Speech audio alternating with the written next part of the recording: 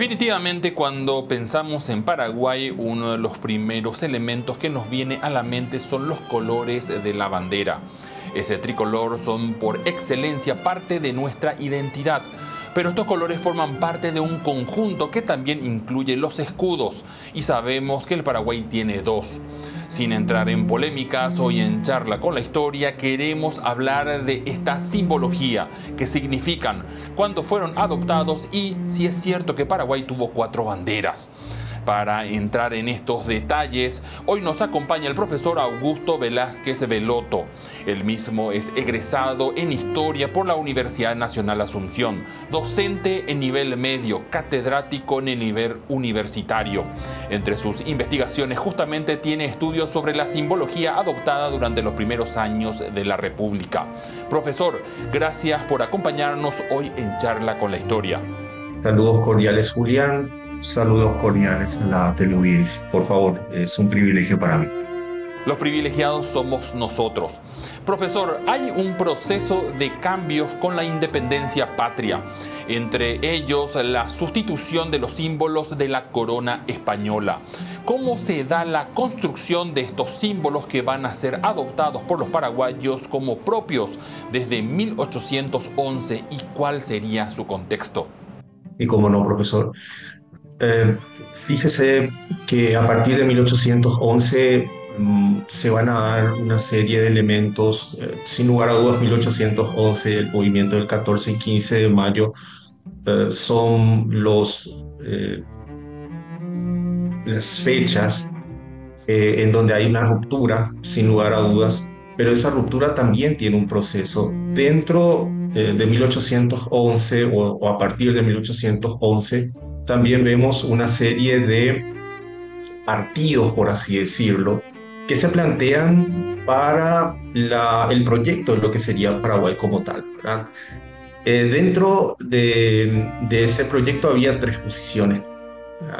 La posición, por así decirlo, pro-realista, la posición pro-Buenos Aires y una posición mucho más de una construcción de un Estado nacional, que es finalmente la que se va a imponer, sobre todo en 1813, cuando se establece la República. Por lo general no se recuerda tanto 1813, pero 1813 es el año en que se establece definitivamente la República y se construye formalmente el Estado-Nación de lo que sería Paraguay. Dentro de ese contexto, ¿cuál es el impulso de esos gobiernos que van a dar a estos nuevos símbolos? ¿Y por qué estos y no otros? Sí, hay una construcción simbólica basada en la Revolución Francesa. Hay que tener en cuenta de que en el mundo hubieron grandes revoluciones a nivel eh, planetario.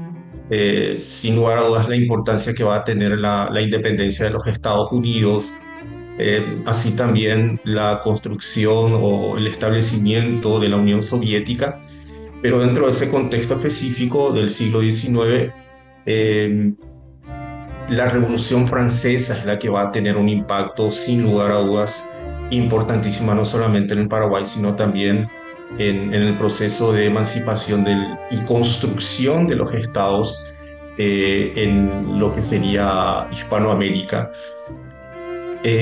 Vemos también de que ese discurso simbólico se va a ver reflejado también en los símbolos nacionales, en el caso puntualmente de la República del Paraguay. Si nos fijamos un poquitito, cuando el Congreso de 1813 establece la República, también va a establecer la figura consular, que era una figura, por supuesto, republicana de la antigua Roma, y va a haber como una suerte de pacto, una suerte de constitución, que sería el reglamento de gobierno de ese año, de 1813. Y en el artículo segundo, fíjense, habla propiamente de que los cónsules utilizarán como divisa la escarapela tricolor de la República. Es decir, hay una conexión, si bien indirecta, pero hay una conexión efectivamente con respecto a la Revolución Francesa y todo el discurso simbólico. Le consulto, ¿eso quiere decir que la escarapela tricolor hacía alusión realmente a la República Francesa? Claro, es un modelo, repito, la Revolución Francesa va a tener un impacto extraordinario y ese impacto también se va a poder ver en el discurso simbólico. Fíjense que a partir de 1842, cuando se establece o se introduce, se formaliza o se reglamenta el pabellón nacional y se introduce el león sentado en la base del símbolo de la libertad. Fíjense, no aparece el término borrofligio, ¿verdad? El león sentado en la base del símbolo de la libertad, no vemos otra cosa que un elemento más de la Revolución Francesa. Eso no solamente se ve en Paraguay, se ve también en el discurso simbólico de otros países. La Confederación Argentina, Argentina hoy en día tiene eso que también nosotros conocemos como gorro frigio, que no es otra cosa que la implementación también de ese discurso simbólico de la Gran Revolución Francesa. Esto que usted señala respecto a los congresos de 1813 y 1842, ¿significaría que tanto Francia como López buscaban adoptar y reforzar una simbología propia ante aquellas adoptadas por otras repúblicas del Río de la Plata, o realmente estaban orientados al ciudadano paraguayo? Podemos ver una doble vertiente. En la época del doctor Francia hay una construcción, por así decirlo, de de, de ese elemento simbólico eh, y una cuestión interesante va a ser siempre el Estado, en este caso el Estado es el que propicia el sentido o el sentimiento de identidad nacional y eso se ve sin lugar a dudas con el doctor Francia primero y posteriormente también con el gobierno de don Carlos Antonio López. Con el gobierno de don Carlos Antonio López se ve una visión de mayor, por así decirlo, eran otras épocas de mayor apertura, entiéndase esto, también como reconocimiento, porque fíjense, cuando se establece el Congreso de 1842, el Acta de Independencia, no solamente el Acta de Independencia es enviado a los países vecinos puntualmente a Buenos Aires, sino también la ley del pabellón nacional. Es decir, con eso definitivamente el gobierno de don Carlos Antonio López buscaba el reconocimiento formal de la independencia del Paraguay, incluidos sus símbolos. En cuanto a la bandera, el pabellón paraguayo ya se diferenciaba mucho en ese momento de las banderas de otros países de la región, Argentina por ejemplo. ¿El Paraguay también se diferenciaba en esto? Sí, completamente, completamente. Si tomamos el ejemplo de lo que es la bandera de, de la primero Confederación Argentina, la República Argentina, vamos a ver que adoptan los colores de los Borbones, ¿verdad? Muchas veces hay ciertas licencias poéticas, ¿verdad? Que se dan tanto en nuestro país y por supuesto también en Argentina. Pero en realidad los colores o el origen de los colores de la Argentina están relacionados a los colores de los Borbones, que también significa algo, ¿verdad? Cosa que a lo mejor no vamos a poder discutir en, en esta ocasión, pero sí es una ruptura definitiva, no solamente con España, sino también una ruptura con Buenos Aires, una ruptura definitiva.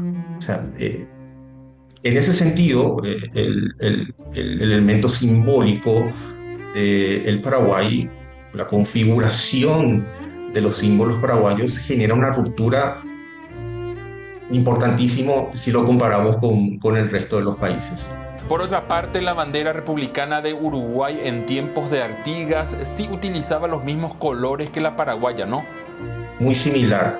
Si es que tomamos a los suizos, Ranger, y sobre todo Ranger hace referencia un poquitito a eso en sus libros, de que en la zona del Río de la Plata, entiéndase muchas veces Santa Fe, mismo lo que sería la banda oriental, era los colores rojo, blanco y azul, independientemente al orden, eran utilizados de manera normal, por así decirlo, ¿verdad? Eh, a ver, si es que miramos un poquitito la bandera de Santa Fe, la bandera de Santa Fe es rojo, blanco y azul también, ¿verdad? O sea, eh, hasta hoy en día siguen utilizando ese emblema. Profesor, si hablamos sobre estas simbologías que se van construyendo, notamos también que el caso paraguayo va a ser muy estático, que no van a cambiar mucho esos colores. Sí, efectivamente. Fíjese, profe, si tenemos en cuenta la cuestión de la memoria, quisiera nombrar un poquitito lo que había señalado Todorov, Betán Todorov. Él señalaba de que la memoria y el olvido no se oponen, más bien lo que se oponen es la supresión, el olvido y la permanencia. Es decir, que muchas veces mm, hay una memoria que es selectiva. Esta memoria selectiva eh, se va a ver sobre todo a partir de 1870 en adelante, con esa construcción de que el Paraguay tuvo varias banderas desde 1811 hasta 1842. Esa construcción puntualmente de las supuestas banderas se da recién a partir de 1870, es decir, cuando se destruía o se desmontaba ese estado que había iniciado en 1813 con Francia en el poder. Interesante, profesor, eso que nos introduce. Justamente nos gustaría conversar sobre esto a la vuelta de la pausa. Al retornar estaremos revisando ese relato histórico de las 4 banderas y también la simbología detrás de los escudos del Paraguay. Nos vemos en breve.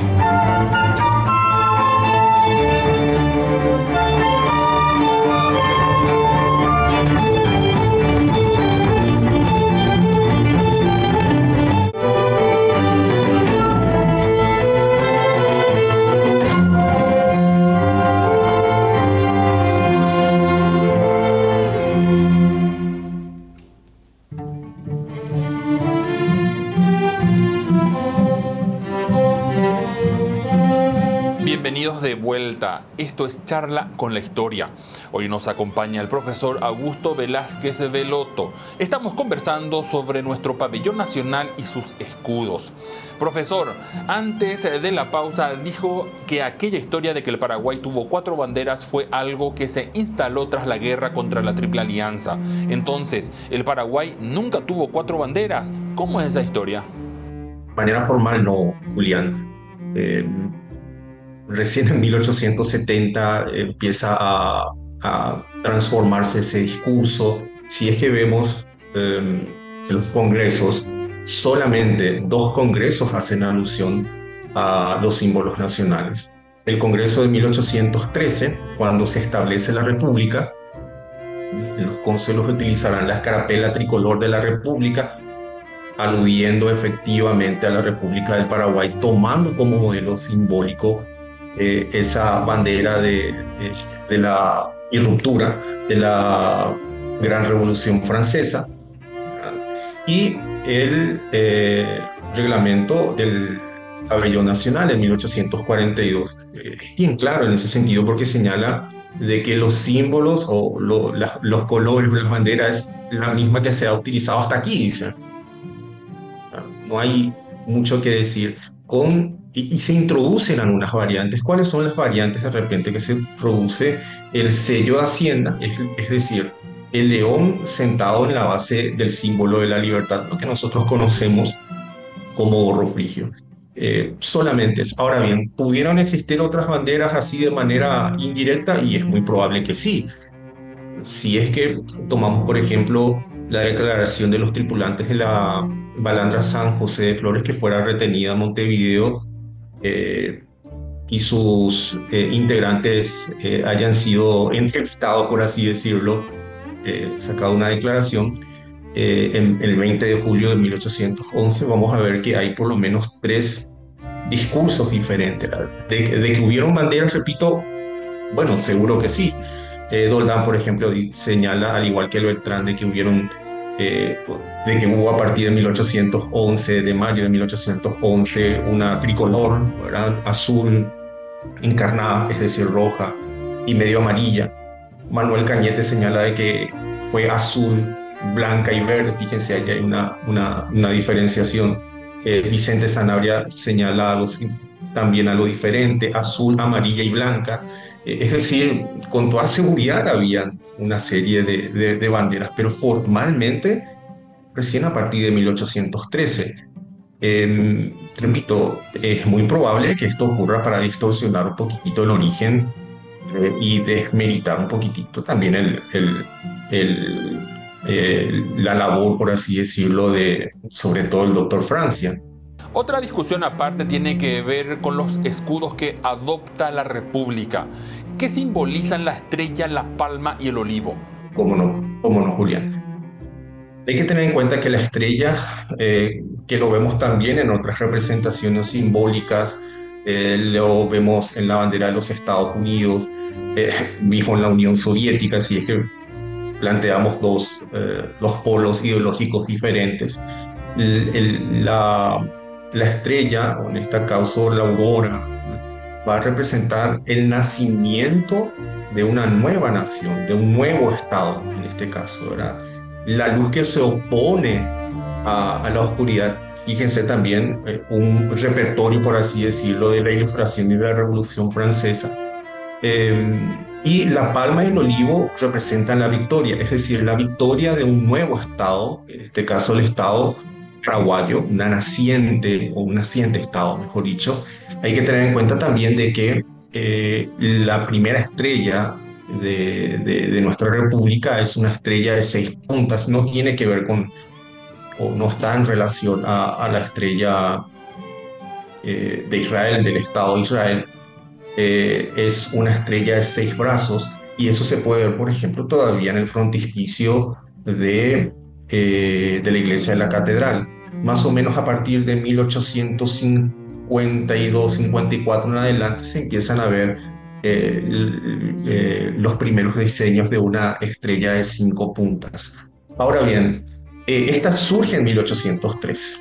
Durante todo el gobierno de Francia, los papeles sellados, por así decirlo, van a tener este distintivo simbólico del sello de la República. Ahora bien, en 1842 aparece con la introducción, con esa variante que habla justamente del reglamento, el león sentado en la base del símbolo de la libertad. El león, hay que tener en cuenta que dentro de la simbología general o universal representa soberanía. Muchos interpretan la posición del león en una posición como de atado, ¿verdad? En realidad está en una posición sedente, es decir, sentado, es decir, vigilante, es decir, representa de una u otra forma también al Estado vigilante, que vigila a la libertad del Paraguay.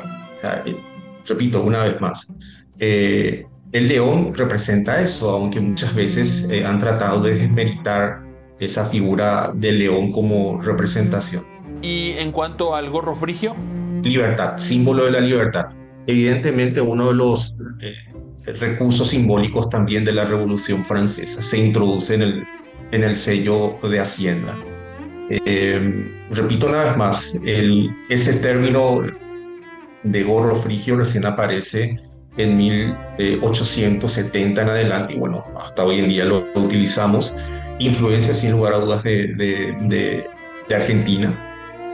Hay que tener en cuenta de que buena parte del sistema educativo va a ser, para no ser muy duros, auspiciado, ¿verdad? por la Argentina. Hay que tener en cuenta también que el sistema educativo es una forma en que el Estado también, en este caso el nuevo Estado, implementa su ideología. Profesor, hace un rato mencionó algo muy interesante, que la estrella todavía puede visualizarse en el frontispicio de algunas iglesias. Es de suponer que la fe, mediante sus templos, fue uno de los canales utilizados por el Estado para promover esta simbología. ¿Fue así? ¿Hubo otros canales? Si nos fijamos, vamos a ver que las iglesias, en la época del doctor Francia, con la secularización de los bienes de la iglesia y demás, van a formar parte del patrimonio del Estado paraguayo. Eh, Vamos a tomar nuevamente como ejemplo la iglesia de la catedral. Vemos las palmas, el tradicional pindó, ¿verdad? Durante la época del doctor Francia, esos pindó, o las palmas, van a significar de que ese edificio forma parte del Estado paraguayo. Recuerden que la palma es un símbolo de la República del Paraguay. Entonces, de ahí en adelante vamos a ver que prácticamente, o casi eh, todas las iglesias van a tener esa